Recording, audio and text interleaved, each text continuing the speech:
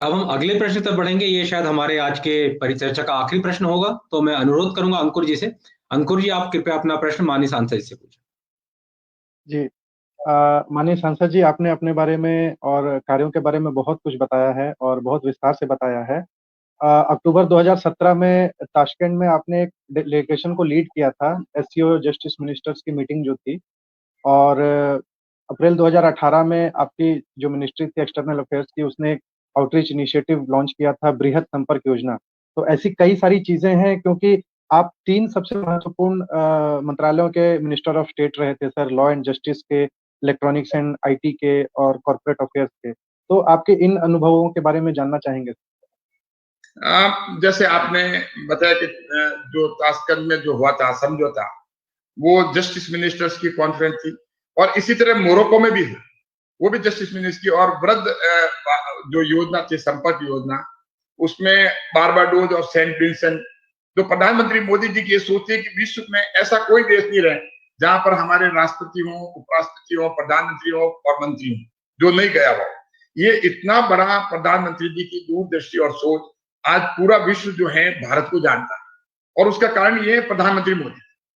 अगर आज जो पूरे विश्व में संपर्क है, और हम जो हमारा लेवल ऑफ कॉन्फिडेंस जो हाई है, जो बड़े बड़े देशों के अगर मान लो हमें धमकी भी मिलती है तो लेवल ऑफ कॉन्फिडेंस हाई है, तो उसका कारण क्रेडिट जो जाता है प्रधानमंत्री मोदी जी को जाता है कि पिछले 5 सालों में अपने पहले कार्यकाल में उन्होंने जिस हिसाब से अपनी एक विजनरी स्टेप लिया, और पूरे विश्व में जगह जगह जाकर के पूरे विश्व में ऐसा कोई देश नहीं मिला बचा जिसमें हमारे चाहे राष्ट्रपति हो, चाहे उपराष्ट्रपति हो, चाहे प्रधानमंत्री हो, चाहे मंत्री हो, जो नहीं गए हो। हर देश में हमारा संपर्क है, ये अपने आप में बहुत बड़ी बात है।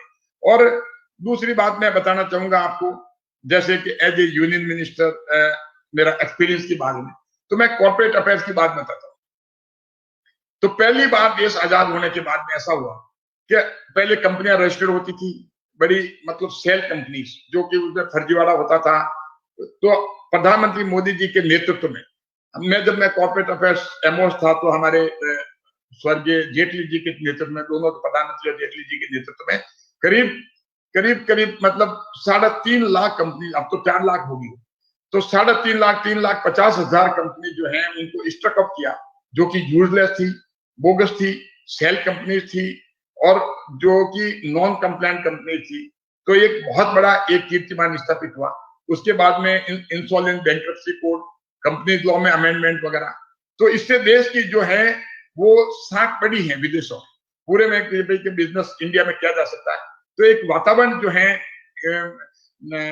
फॉरेन डायरेक्ट इन्वेस्टमेंट का, वो एक वातावरण प्रधानमंत्री जी ने उनके नेतृत्व में उसमें बना।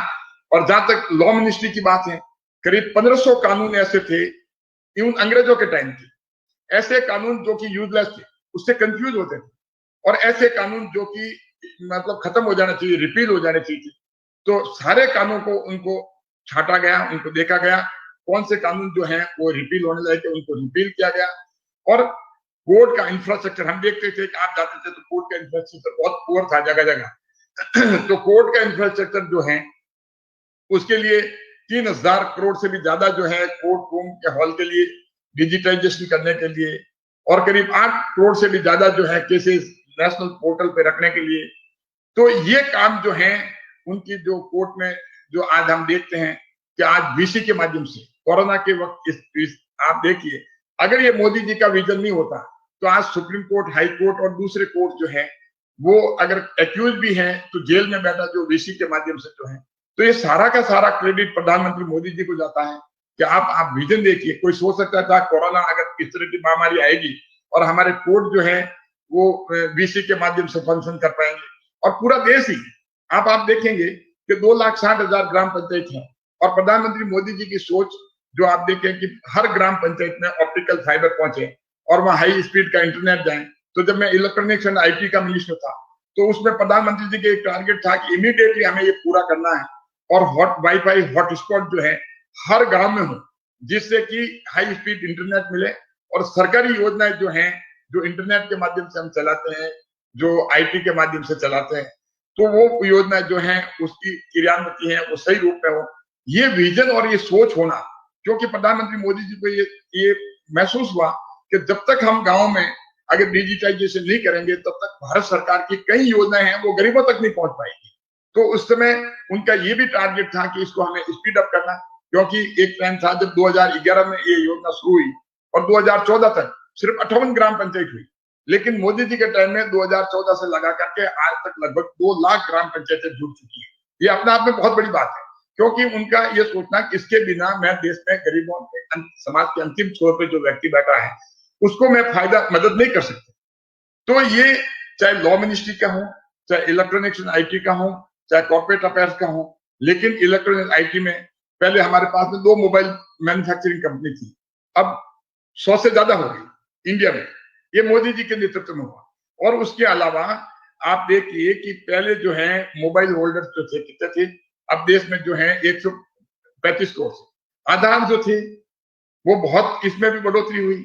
तो कहने का मतलब है कि सारी की सारी इसके साथ में जितनी भी जो है प्रधानमंत्री जी ने एक बैलेंस एस्टेब्लिश करने के लिए कि जब तक योजना को अगर डिजिटाइज नहीं करेंगे तब तक करप्शन नहीं मिटेगा। अब आप जो ये देखें, आधार का देखें, तो आधार में 1 लाख करोड़ की जो है प्रति वर्ष जो है वो सेविंग होती है। वो मोदी जी के नेतृत्व में जबरदस्त इलेक्ट्रॉनिक्स आईटी मिनिस्ट्री को ये इंस्ट्रक्शन दिए हुए थे कि ये काम बड़ी तीव्र गति से करना संभव हुआ। तो आज मैं कह सकता हूँ कि आज अगर मुझे आप कहें कि मेरा सफर 6.5 साल का कैसा रहा, मैं कह सकता हूँ एक शब्द में, इतना सुखद मेरा जीवन का सफर कभी नहीं रहा जो कि 6.5 साल में रहा। और मैं लकी हूँ, किस्मत वाला हूँ कि मोदी जी प्रधानमंत्री हैं और मैं मेंबर ऑफ पार्लियामेंट उनके अंडर में हूँ। ये अपने आप में इससे ज्यादा मेरे लिए सुखद कुछ हो नहीं सकता।